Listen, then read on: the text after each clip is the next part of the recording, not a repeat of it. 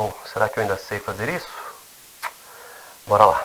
E aí galerinha, tudo bem? Sou eu, Fábio, do canal Conteúdos Ambientais, e hoje nós vamos falar sobre a remoção biológica de nitrogênio dos efluentes sanitários.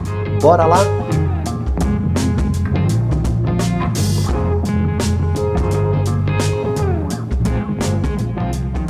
E aí pessoal, tudo bem? Bom, eu sei que eu estou meio sumido, né? Tem pelo menos uns 6 meses que eu não gravo nada aqui para o canal, mas isso não quer dizer que eu estava parado, ok? Eu voltei para o doutorado, então estive fazendo uma matéria nesse primeiro semestre de 2024. Também estou dando muitas aulas lá para a Prefeitura de Campinas, o que consome a maior parte do meu tempo, além, né, das questões da família, outros projetos, mas de qualquer forma, aos poucos eu estou tentando voltar a gravar coisas aqui para o canal, beleza? Mas antes da gente começar a falar sobre a remoção de nitrogênio dos efluentes, eu quero deixar 2 recadinhos e eu prometo que eu vou ser muito breve. O primeiro deles é que se você puder curtir, comentar, compartilhar, isso sempre ajuda o canal, sempre ajuda a fazer mais conteúdos para todos vocês. E o segundo recadinho é que se você quiser e puder apoiar esse projeto, você pode fazer isso adquirindo o livro ou e-book Sistemas de Abastecimento e Tratamento de Água para Técnicos, disponível na Hotmart e na Wiclap, e também o curso preparatório para concursos públicos na área de saneamento e meio ambiente, disponível na Hotmart. Beleza? Recados dados, vamos então finalmente voltar a gravar um vídeo, voltar a falar sobre a remoção de nitrogênio em efluentes. É sempre importante lembrar que o objetivo deste canal é falar principalmente com técnicos, mas também com aquelas pessoas que estão começando na área, que querem se aprofundar mais sobre um determinado assunto. Então, eu procuro sempre trabalhar os vídeos desde o básico até o conhecimento mais avançado que nós vamos chegar lá para frente. Por isso, obviamente, este vídeo vai ser bem grande, e se você estiver com pouco tempo, já coloca aí na velocidade 2 e vê se você consegue acompanhar isso daí, ok? E a primeira pergunta que nós precisamos nos fazer é: mas por que eu preciso tirar, tratar, remover o nitrogênio dos efluentes? Qual que é o problema ambiental que o nitrogênio causa? Bom, o primeiro deles está associado à eutrofização. O nitrogênio ele é um nutriente muito importante e indispensável para os corpos aquáticos e para os micro-organismos que estão lá presentes. Mas, quando acontece algum tipo de desequilíbrio e esse nitrogênio vem acompanhado de carbono orgânico, de fósforo e outras coisas, esses micro-organismos vão se reproduzir descontroladamente, levando a um processo que nós chamamos de eutrofização, que é, obviamente, um impacto ambiental, um desequilíbrio ambiental. Outro problema é que o nitrogênio ele pode ser convertido a outras formas, como, por exemplo, nitrito e nitrato. E essas substâncias são controladas na água potável. Então, se um manancial recebe efluente, esse efluente contém nitrogênio que vai ser convertido a nitrito e a nitrato, e esse manancial for utilizado para abastecimento, nós estaremos captando uma água com nitrito e nitrato que podem ocasionar problemas de saúde nas pessoas, como por exemplo a famosa síndrome do bebê azul, quando o bebê nasce ali com uma ausência de oxigênio no seu corpinho, então ele vem com aquela cor mais azulada, né, meio asfixiado, que não é legal. E o terceiro ponto sobre o nitrogênio presente é que na forma de amônia ele é muito tóxico para os peixes. Então a amônia presente no corpo aquático vai acabar levando a mortandade de peixes, uma vez que essa espécie de nitrogênio é tóxica para esses seres vivos, ok? Então é por isso que nós precisamos remover o nitrogênio da água. Agora que eu acho que eu te convenci do porquê que nós temos que remover o nitrogênio da água, eu quero te dizer também que as coisas vão um pouquinho devagar aqui no Brasil. Primeiro que o Brasil tem um problema mais grave a ser tratado, que é a questão da matéria orgânica, do carbono orgânico, que rapidamente consome o oxigênio da água, e dos patógenos que vêm junto com os esgotos sem tratamento. Então, enquanto o Brasil ainda busca universalizar os serviços e alcançar o tratamento a nível secundário, e se você não lembra, quais são os níveis de tratamento. Vou deixar um videozinho aqui para você lembrar, tá bom? Então, enquanto o Brasil ainda almeja chegar num nível secundário de tratamento para toda a população, ou seja, remover a carga orgânica principalmente, outros países já estão com o problema de elevar o nível de tratamento até o nível terciário, ou seja, remover de uma forma eficaz o nitrogênio, o fósforo e outros nutrientes presentes na água. E é interessante também aqui abrir um parênteses para falar que a remoção de nitrogênio dentro dos processos de tratamento, ele pode acontecer no tratamento secundário ou no tratamento terciário. Para que não fique muito confuso, vamos entender o seguinte. No tratamento secundário, onde eu quero remover o carbono dissolvido, carbono orgânico dissolvido, a remoção de nitrogênio também pode acontecer. Então eu posso remover nitrogênio também na etapa secundária, embora este não seja o objeto principal dessa etapa. Se eu tenho um outro tratamento cujo objetivo é só remover nitrogênio ou outros nutrientes ou outra coisa, então nós elevamos o nível de tratamento para o nível terciário, do tratamento de efluentes. E nem todas as estações de tratamento no Brasil já estão preparadas para esse nível de tratamento.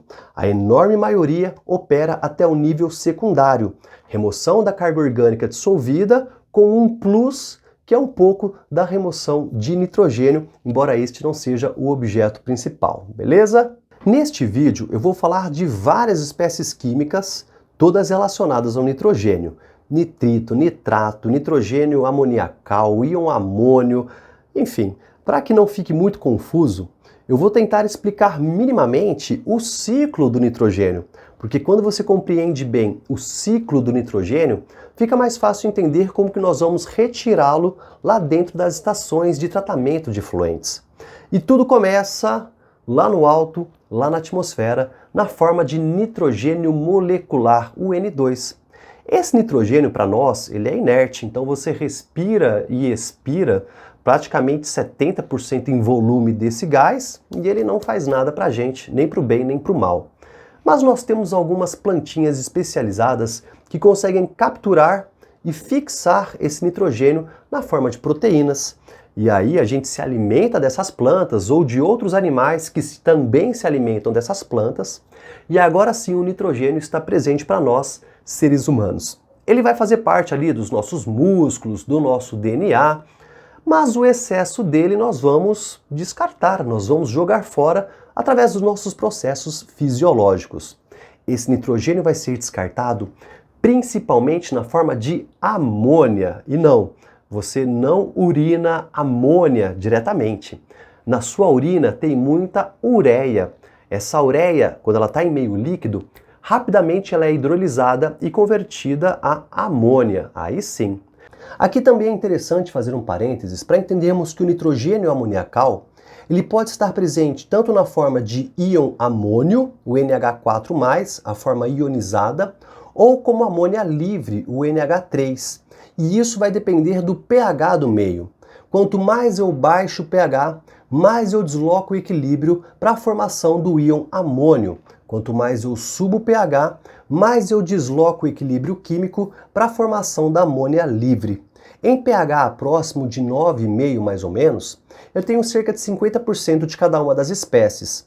Se eu baixo o pH, em pH a partir de 7, eu tenho praticamente 100% do nitrogênio amoniacal na forma de íon amônio, e se eu subo o pH ali perto de 11,5, 12, eu passo a ter cerca de 100% do nitrogênio amoniacal presente na forma de amônia livre, beleza? Junto com a amônia também nós temos o chamado nitrogênio orgânico, aquele que está relacionado com alguma molécula orgânica, com as aminas. Nitrogênio orgânico e amônia constituem um grupo dentro da engenharia sanitária que nós chamamos de nitrogênio total Kildall, o famoso NTK. Então, os esgotos sanitários são compostos principalmente pelo NTK, o nitrogênio na forma de nitrogênio amoniacal e nitrogênio orgânico. O esgoto sanitário tem em média cerca de 50 mg por litro de NTK. E desses 50 mg por litro, mais ou menos 25 a 30 é a amônia e o restante é o nitrogênio orgânico. Essa amônia presente nos efluentes, ela vai ser depois oxidada para a forma de nitrito, com a letrinha I. Então perceba, do NH3, nós convertemos isso a um NO2, ou seja, nós colocamos 2 átomos de oxigênio na molécula, percebe? Quando a gente fala da demanda bioquímica de oxigênio, da famosa DBO, a gente sempre associa isso à matéria carbonácea, mas também é interessante lembrar que se eu tenho nitrogênio presente, parte do consumo do oxigênio vai ser para a conversão da amônia a nitrito e depois a nitrato. Então, nas estações de tratamento de efluentes, muitas vezes isso tem que ser considerado porque essas reações são muitas vezes inevitáveis. Então, nós pegamos a amônia, tiramos os hidrogênios, colocamos 2 átomos de oxigênio e convertemos ela a nitrito. O nitrito, por sua vez, vai ser convertido a nitrato, o NO3. Então perceba, mais um átomozinho de oxigênio foi inserido na molécula. Agora sim, o nitrato é uma das espécies finais do ciclo do nitrogênio. Mas espera, eu vou tentar converter agora esse nitrato a nitrogênio atmosférico. Porque se eu converto a amônia até a forma de nitrato, o nitrato continua presente na água e ele continua gerando aqueles impactos ambientais que eu falei em alguns momentos atrás.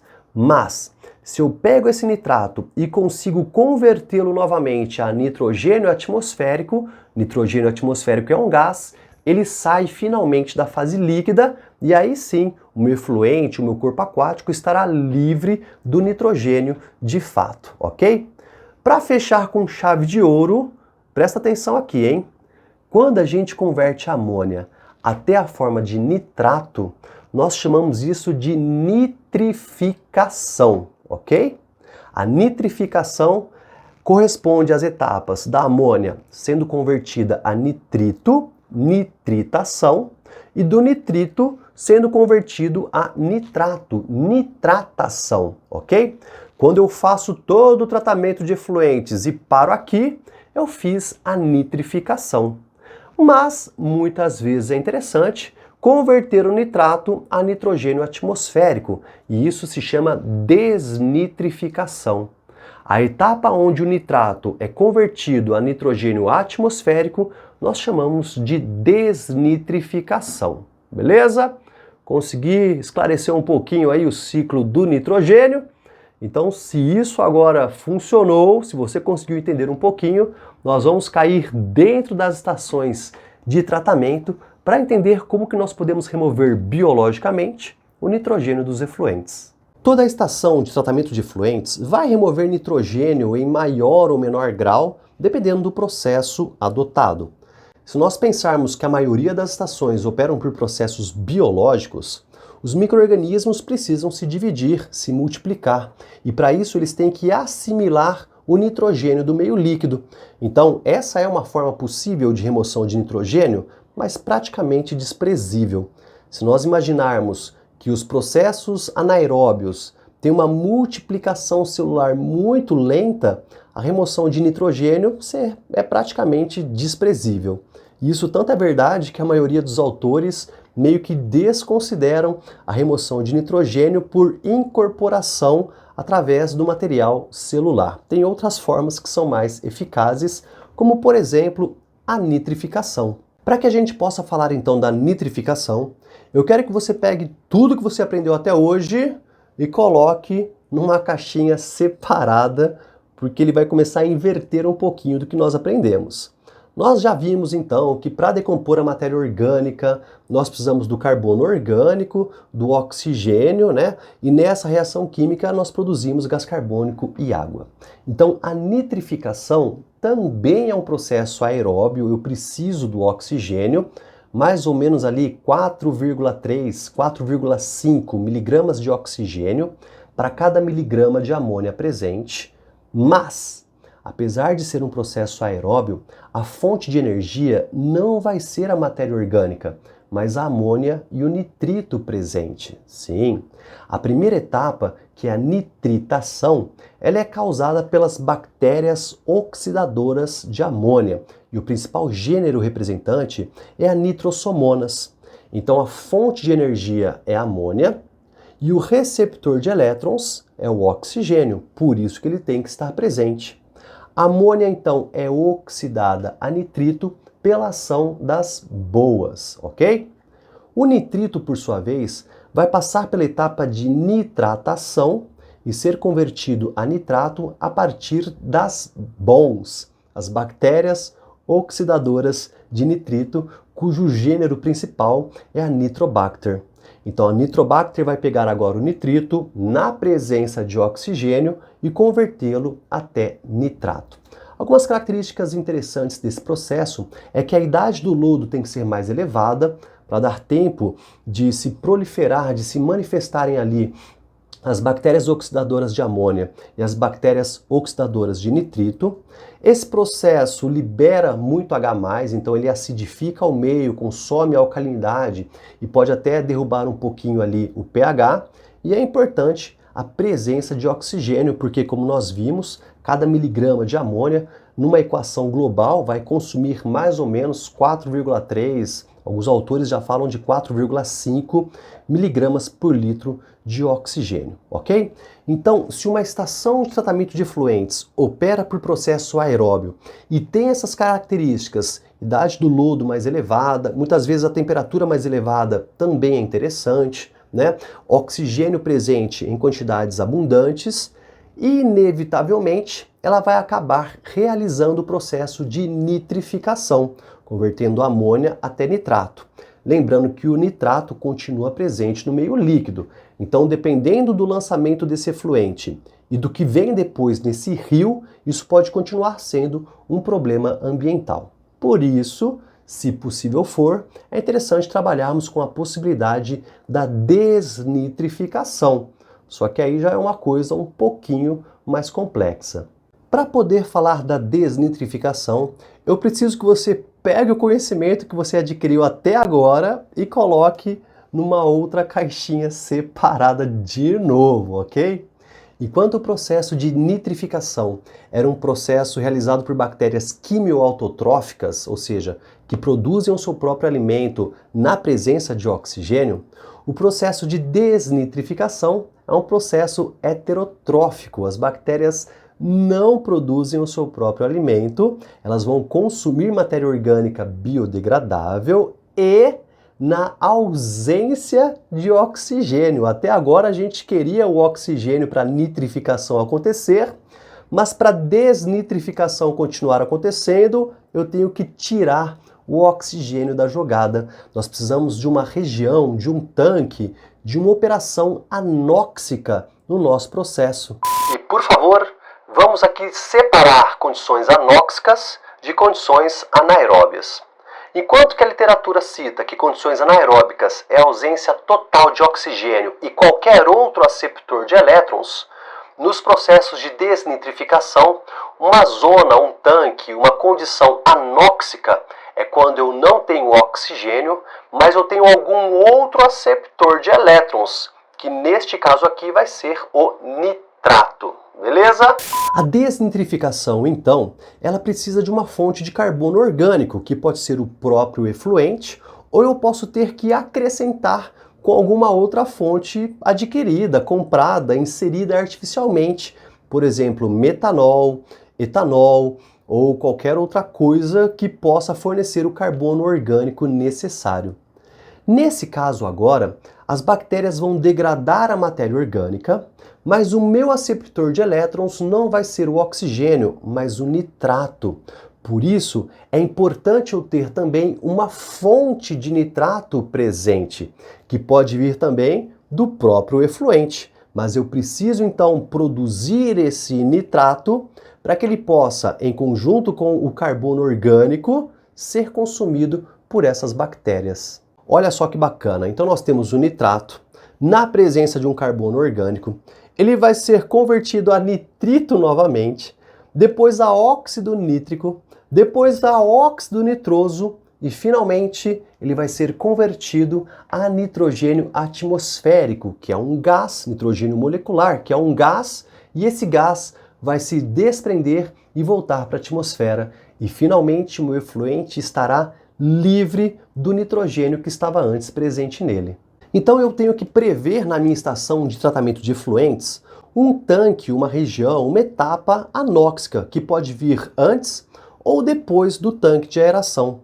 Se a minha etapa anóxica acontece antes do tanque de aeração, nós chamamos isso de um sistema de desnitrificação pré-anóxica. Então, olha que bacana. O meu efluente bruto chega cheio de matéria orgânica biodegradável. Eu preciso de uma fonte de nitrato, e essa fonte de nitrato vai vir da próxima etapa das reações aeróbias de decomposição da matéria orgânica. Então, na próxima etapa serão produzidos os nitratos que eu vou recircular para o tanque pré-anóxico.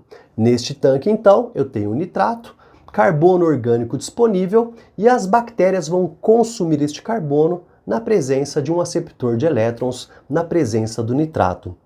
O carbono excedente que não foi consumido vai para a próxima etapa, para o tanque de aeração, onde ele vai ser consumido na presença de oxigênio nas vias tradicionais que nós conhecemos. Esse processo, então, ele até se torna interessante porque eu consigo economizar energia no processo de aeração.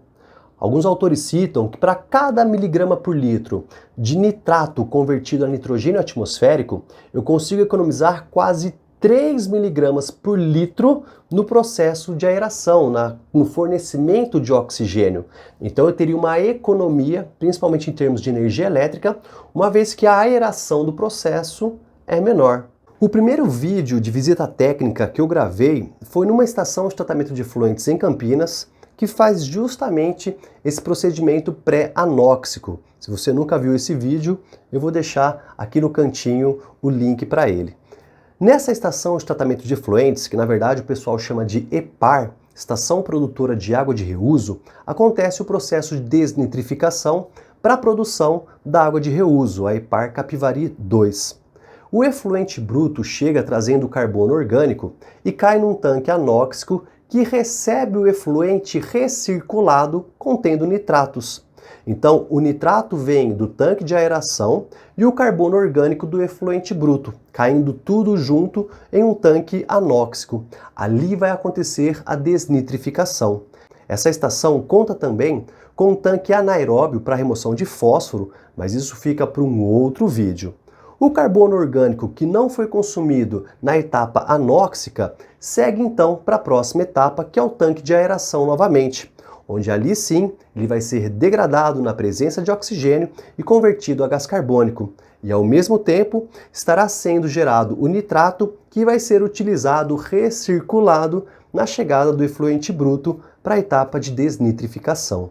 Outra possibilidade são os tanques pós-anóxicos. Então eu venho com o meu efluente bruto, ele vai passar pelo processo de degradação em um reator aeróbio, ali serão gerados os nitratos, mas como o carbono orgânico agora é praticamente indisponível, na próxima etapa, no meu reator anóxico, eu tenho que vir com uma fonte de carbono orgânico, que como eu falei, pode ser, por exemplo, metanol ou etanol, entre outros possíveis. Mas eu tenho que acrescentar esta fonte de carbono orgânico, uma vez que a etapa anterior praticamente consumiu ele por completo.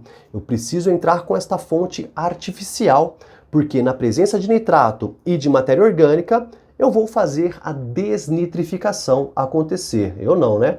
As bactérias do gênero, principalmente as pseudomonas, elas são as principais representantes aí dessa categoria, dentre outras, né? Bacilos, víbrio e várias outras aí.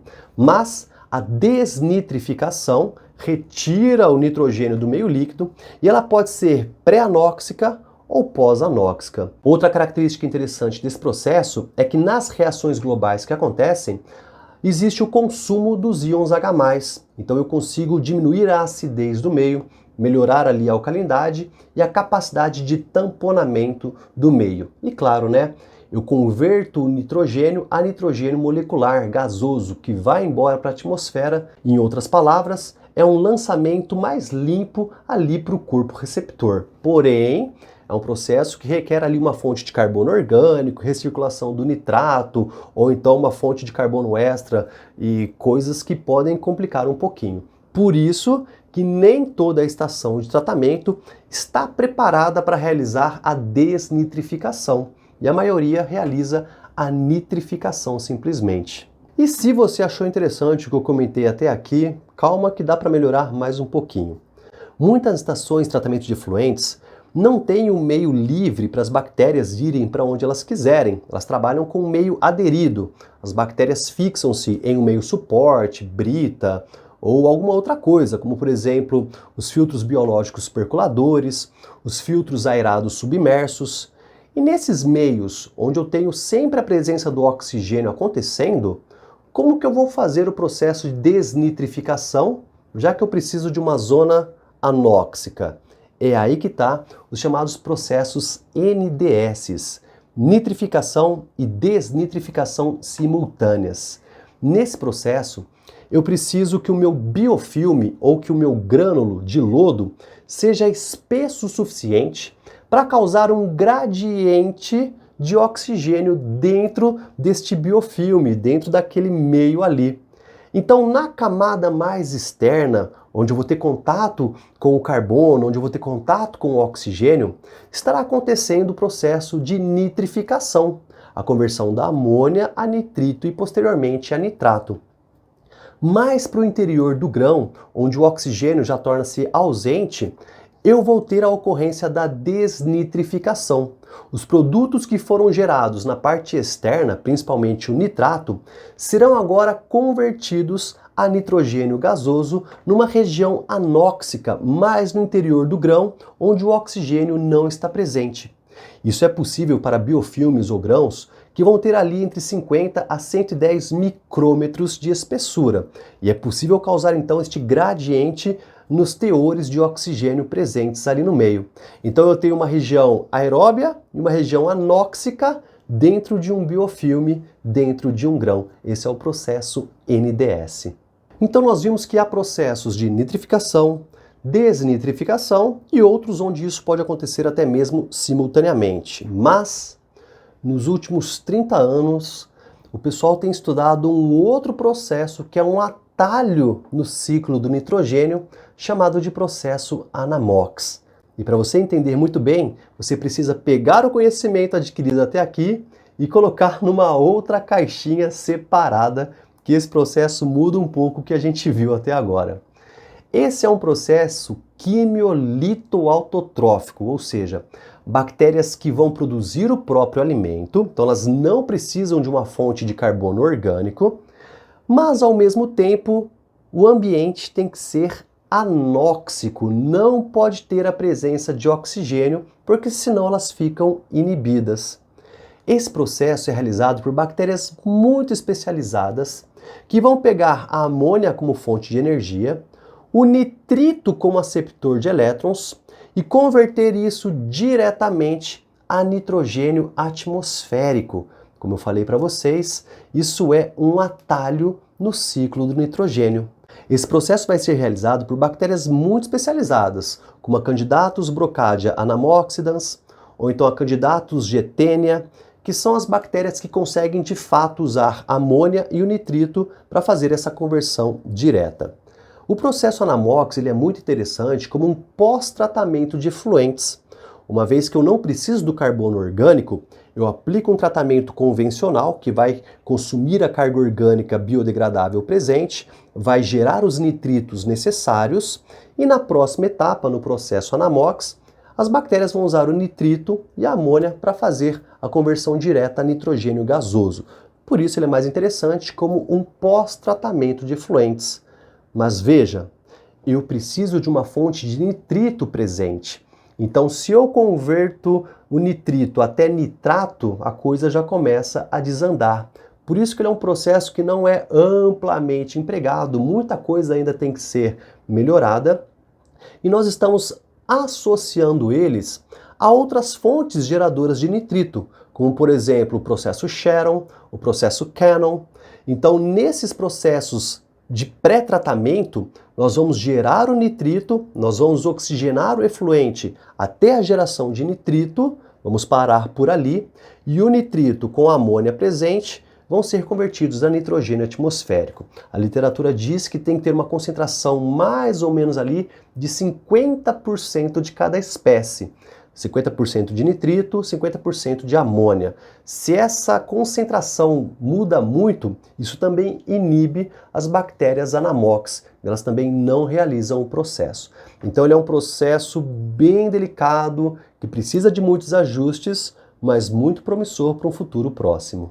E, inclusive, tem um pessoal aqui na Embrapa de Santa Catarina que produz muito, né, publica muito sobre processo Anamox, tem até algumas coisas patenteadas lá, e eu precisei ler bastante artigos deles para poder fazer a minha matéria de pós-graduação. Me ajudou demais, demais, demais. Fica aqui meu agradecimento, e eu vou deixar até algumas referências bibliográficas no final desse vídeo. E para não dizer que eu não tentei abordar o máximo possível de processos de remoção de nitrogênio, aqui vem mais um, que é a remoção em lagoas de estabilização. Não nas lagoas de estabilização de fato, mas naquelas de pós-tratamento, lagoas de maturação, polimento e lagoas de alta taxa. Nessas lagoas, um fenômeno que acontece é a intensa atividade fotossintética. Então nós temos muitas algas, né? São lagoas mais rasinhas, onde a incidência solar é muito grande. Então a produção de oxigênio pelas algas ali é muito grande, a fotossíntese acontece em grande intensidade. Consequentemente, para a fotossíntese acontecer, elas precisam remover gás carbônico do meio líquido, o CO2. Na medida que elas removem o gás carbônico, o meio torna-se menos ácido. E lembra, quando a gente fala de amônia e íon amônio, quando eu tenho o pH subindo, se elevando, eu começo a converter, deslocar o equilíbrio do íon amônio para amônia livre. E a amônia livre, ela é um gás, então ela é capaz de volatilizar e ir para a atmosfera. Então nessas lagoas eu preciso de uma fotossíntese muito intensa, de um grande consumo de gás carbônico, porque isso vai subir o pH do meio.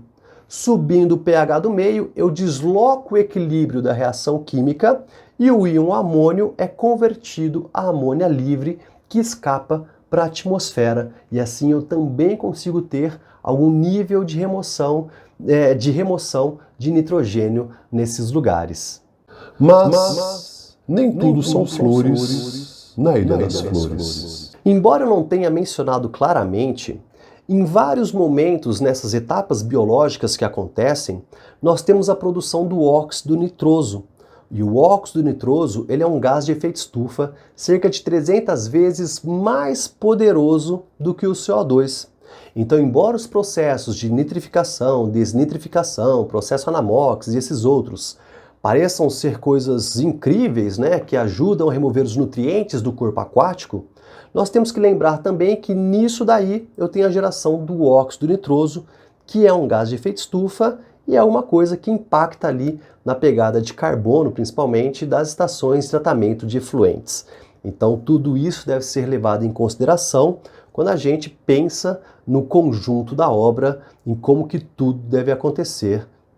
Beleza então, galerinha? Olha, ainda deixei de fora muitas coisas, tá? Como, por exemplo, a remoção de nitrogênio por outras vias inorgânicas aí, tá? Então, eu espero ter abordado o máximo possível as vias tradicionais e que isso, então, te ajude a compreender melhor tanto o ciclo do nitrogênio quanto a importância da remoção de nutrientes. Eu volto em breve, talvez, com um vídeo para falar sobre a remoção de fósforo, que é outro nutriente também importante de ser comentado, beleza?